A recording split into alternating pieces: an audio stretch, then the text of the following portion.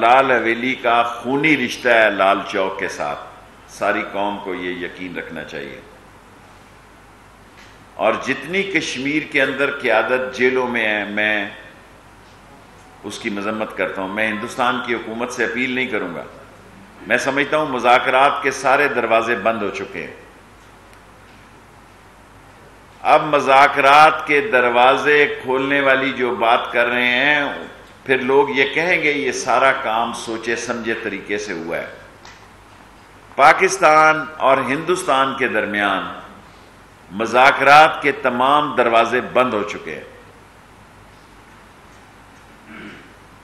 اور یہ وقت آ گیا ہے کہ ہم نے یہ ثابت کرنا ہے کہ کشمیری ہمارے خون کا حصہ ہیں، ہمارے وطن کا حصہ ہیں، اور کشمیر پہ جو بجلی گرے گی وہ پاکستان پہ بجلی گرے گی۔